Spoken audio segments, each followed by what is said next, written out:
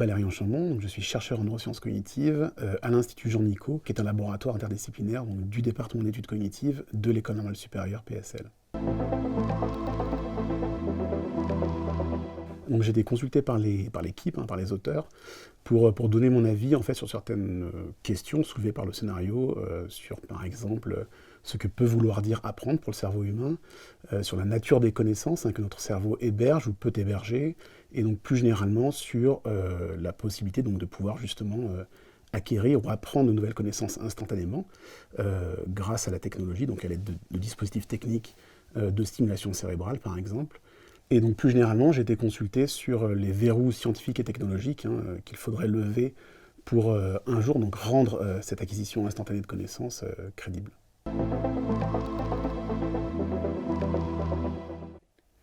Alors, je pense que le premier verrou, il tient au fonctionnement, ce que l'on sait du fonctionnement cérébral, donc à la manière dont le cerveau traite, encode ou stocke l'information. Et le problème, c'est qu'on a souvent tendance à penser au cerveau ou au fonctionnement cérébral au prisme de ce qu'on appelle la métaphore cerveau-ordinateur, qui est une métaphore qui est très utile et qui est sans doute en partie vraie, mais qui, dans son acception la plus triviale, quand on n'entend pas ordinateur, le PC domestique, celui qu'on a à la maison,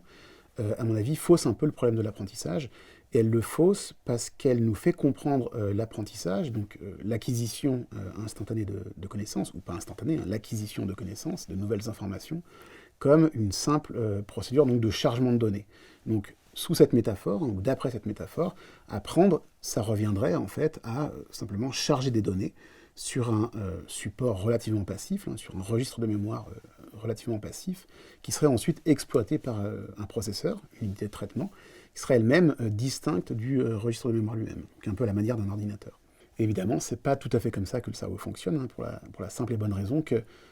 dans le cerveau, processeur, unité de traitement et registre de mémoire, c'est la même chose. Donc le cerveau traite et stocke l'information au même endroit, dans les neurones et leurs synapses. Donc chaque fois que vous apprenez ou que vous faites apprendre à votre cerveau de nouvelles connaissances, de nouvelles informations, vous modifiez le cerveau, vous modifiez l'unité de traitement. Et ça va avoir plusieurs conséquences pour le problème qui nous intéresse, puisque si apprendre, c'est reconfigurer le réseau neuronal, alors est-ce qu'on peut apprendre instantanément, c'est-à-dire est-ce qu'on peut reconfigurer instantanément le réseau, et si oui, avec quelles conséquences pour le réseau et puis pour l'individu lui-même. Alors évidemment, il existe plusieurs types de connaissances qu'on peut encoder dans le cerveau, qu'on peut apprendre tous les jours. Des connaissances d'assez bas niveau, qu'on va appeler non déclaratives, parce qu'on peut difficilement les rapporter verbalement, et puis des connaissances qu'on va appeler connaissances déclaratives, qui peuvent être encyclopédiques, par exemple le souvenir de la date de la Révolution française, ou des connaissances conceptuelles, le concept de justice par exemple. On peut également apprendre des connaissances dites pratiques ou procédurales, apprendre à conduire une voiture par exemple, à mobiliser des connaissances dites procédurales, c'est-à-dire qu'on doit apprendre donc, des instructions, et on doit aussi apprendre à implémenter ces instructions donc, dans des suites ou des séquences de gestes ou d'actions, donc qui demandent, comme je le mentionnais tout à l'heure, une certaine coordination entre le cerveau et les effecteurs moteurs. Et évidemment, toutes ces connaissances, elles ne mobilisent pas les mêmes réseaux. Donc c'est quelque chose qui est encore un peu discuté dans la littérature, mais l'idée ce serait de dire que plus on monte dans l'abstraction, le degré d'abstraction, le degré de complexité de la connaissance, et plus on va recruter des circuits neuronaux distribués ou étendus. Donc évidemment, ça va avoir des conséquences pour l'acquisition instantanée des connaissances, puisque va devenir plus difficile d'acquérir une connaissance abstraite qui mobilise un réseau étendu qu'une connaissance non déclarative plus simple, un percept ou une mémoire par exemple, qui elle mobilise des réseaux beaucoup plus circonscrits. Et pour l'acquisition instantanée de connaissances procédurales, je pense qu'on est presque dans le domaine de l'impossible, puisqu'on va recruter des structures qui sont même à l'extérieur du cerveau. Apprendre à conduire une voiture,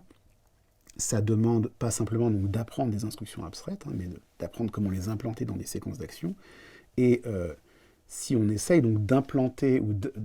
d'induire instantanément des connaissances procédurales, ce qu'on risque de faire, en fait, c'est d'induire des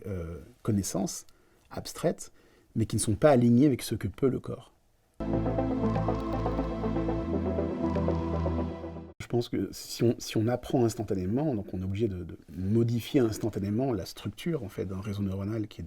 qui est déjà constitué, et donc par conséquent, on va menacer quelque part l'intégrité de ce réseau, et peut-être même de l'individu, en fait, qui compte sur ce réseau pour fonctionner normalement. Il se trouve qu'on sait déjà aujourd'hui induire, alors peut-être pas instantanément, mais en tout cas à l'aide de dispositifs techniques de stimulation cérébrale, on sait déjà induire certains types de représentations mentales, et on sait même renverser ou atténuer en fait certaines propriétés de ces représentations, comme leur valence émotionnelle par exemple. Et la meilleure illustration de ça, hein, elle est offerte par ce qu'on appelle l'optogénétique, qui est une technique donc de stimulation qui associe les domaines de l'optique et de la génétique, et qui permet donc de rendre les neurones sensibles à la lumière, donc il les rend photosensibles, ce qui va permettre en fait de pouvoir les contrôler depuis l'extérieur, à l'aide d'impulsions lumineuses, hein, qui sont acheminées par une fibre optique qu'on vient implanter directement dans le cerveau de l'individu qu'on veut stimuler. Et il y a plusieurs équipes dans le monde, hein, qui sont parvenues donc, par stimulation optogénétique à induire de faux souvenirs, donc des représentations mentales illusoires, des connaissances illusoires en quelque sorte, dans le cerveau de la souris, donc en stimulant certaines cellules de l'hippocampe, hein, que l'hippocampe étant une structure profonde du cerveau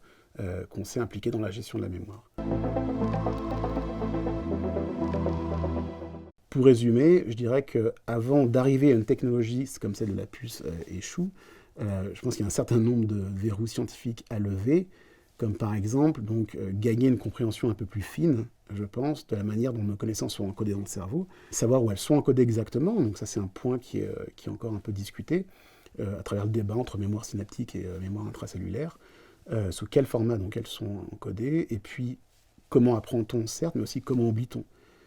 Donc on peut sans doute faire, hein, sans avoir résolu toutes ces questions, mais disons que résoudre certaines d'entre elles sera sans doute nécessaire à un moment ou à un autre.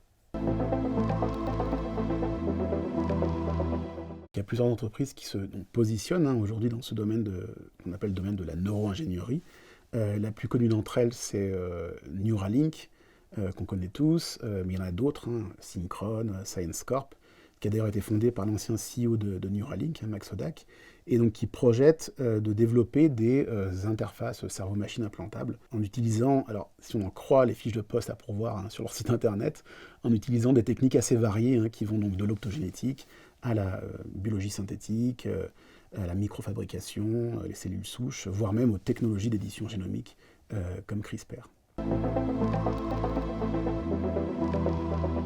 Il sera sans doute plus facile d'avoir un cloud de connaissances de bas niveau, hein, non déclaratives, comme des percepts des mémoires par exemple, voire même des informations de conscience situationnelle, hein, où est-ce que je suis, ce qui se passe autour de moi, qu'un cloud de connaissances conceptuelles de plus haut niveau.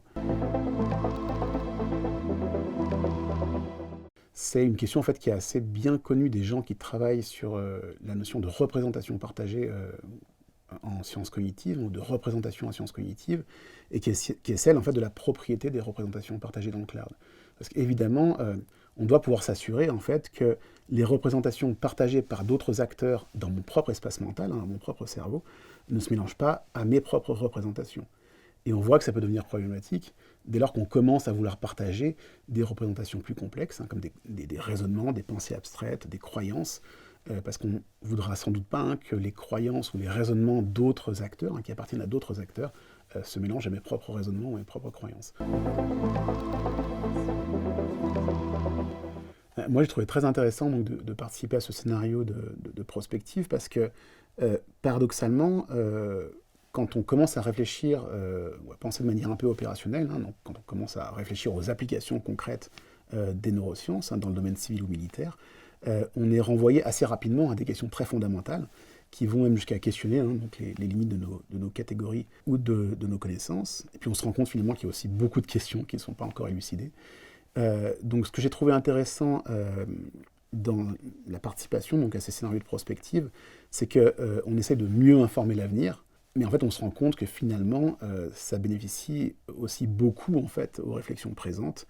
donc autour de questions de recherche qui sont aujourd'hui des questions importantes.